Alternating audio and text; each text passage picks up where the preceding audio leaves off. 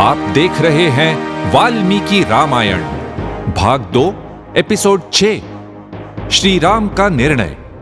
दशरथ जी और कैकेयी को मिलने हेतु श्री राम राजमहल आए। लक्ष्मण के साथ उन्होंने राजप्रासाद के 3 बाहरी आंगन रथ पर पार किए और अंदर के 2 आंगन पैदल ही चले। अंतर्गृह में श्री राम अकेले गए। दशरथ जी कैकेयी के साथ बैठे हुए थे। श्री राम ने विनम्रता से दोनों के चरण छुए, परंतु दशरथ जी जैसे तैसे बोले राम, वे और कुछ नहीं बोल पाए।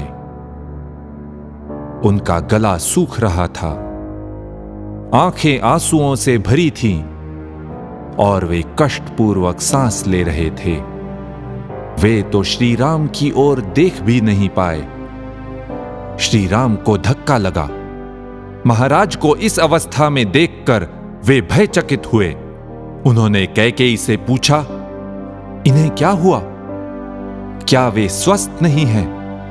भरत या शत्रुघ्न को तो कुछ नहीं हुआ, या मेरे द्वारा अनजाने में कुछ हुआ हो जिससे ये नाराज हुए हैं? मैंने इन्हें ऐसी अवस्था में कभी नहीं देखा। वाल्मीकि जी कहते हैं, उवाचेदम सुनिर्लज्जा धृष्टमात्महितम वचः। निर्लज्ज कैकेयी अपने मतलब की बात इस प्रकार बोली, राजा को कोई कष्ट नहीं है और वे क्रोधित भी नहीं हैं। इनके मन में कोई बात है जिसे तुम्हारे डर से वे बोल नहीं पा रहे। बात तो सीधी है, मुझे इन्होंने कुछ वरदान दिया था, अब वे उसे किसी भी तरह टालने का प्रयास कर रहे हैं, मगर यह सब व्यर्थ है। अब तुम्हें इनका वचन निभाना होगा।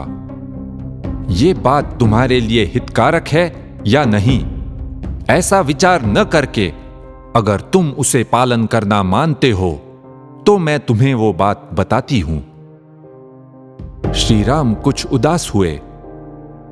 कैकेयी ने सोच भी कैसे लिया कि वे दशरथ जी का दिया हुआ वचन तोड़ देंगे। दशरथ जी के लिए तो वे कुछ भी कर सकते थे, आग में कूदना या विष पीना। कैकेयी को आश्वासन देते हुए वे बोले, मैं शपथ लेता हूं, मैं राजा की इच्छा के अनुसार ही करूंगा। फिर कैकेयी ने उन 2 वरों के बारे में बताया जो दशरथ जी ने उसे दिए थे, युद्ध में उनके प्राणों की रक्षा करने के लिए। और अब उसकी मांगे थीं, भरत युवराज हो और राम वन में जाए। तुम पिता के वचन को निभाओ, जिसके अनुसार तुम्हें 14 वर्ष वन में तपस्वी जीवन बिताना है। कैकेयी की मांगे तो मृत्युदंड के समान थीं।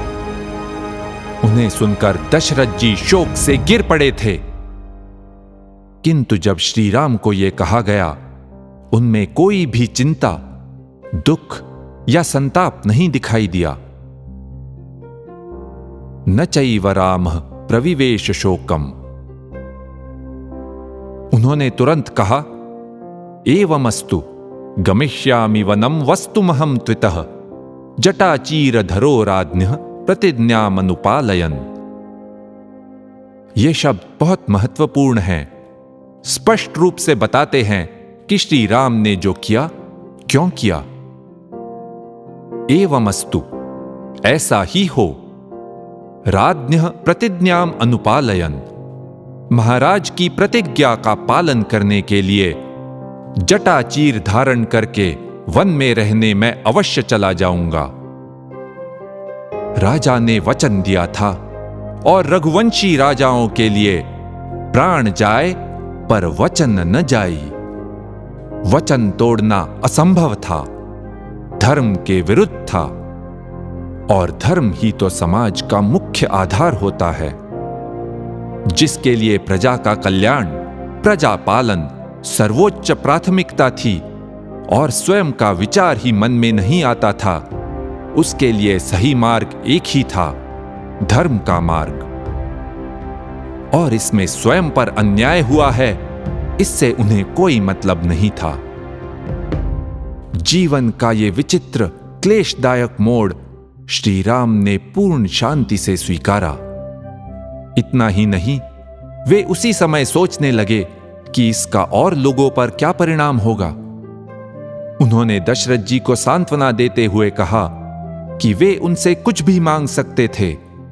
पिता की सेवा और उनकी आज्ञा का पालन करने जैसा धर्माचरण दूसरा कोई नहीं।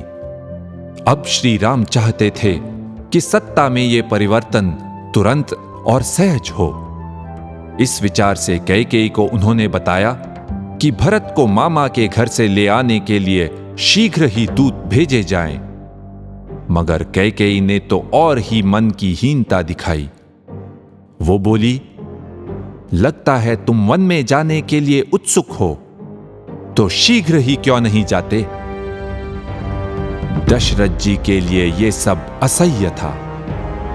धिक कष्टम, इतना ही कहकर वे गिर पड़े। वाल्मीकि जी की साहित्यिक कुशलता देखिए।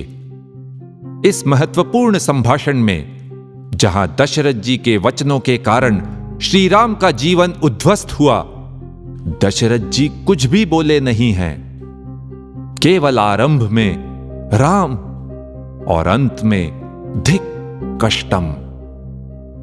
अभी भी श्री राम के मन में कैकेयी के प्रति द्वेष नहीं था।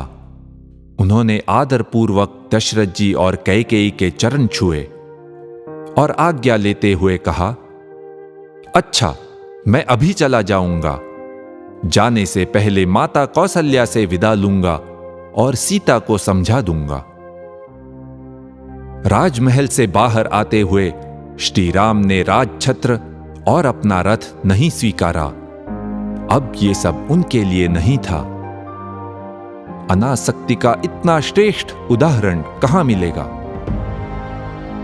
युवराज पद लेने के लिए राजभवन में जाने वाले श्री राम और मृत्युदंड जैसा आघात लेकर राजभवन से बाहर आने वाले श्री राम, दोनों में कोई अंतर नहीं था। वे विचलित नहीं थे। वे तो थे सदा की तरह शांत, दृढ़ और तेजस्वी। इति ह आस, ऐसा ही हुआ था।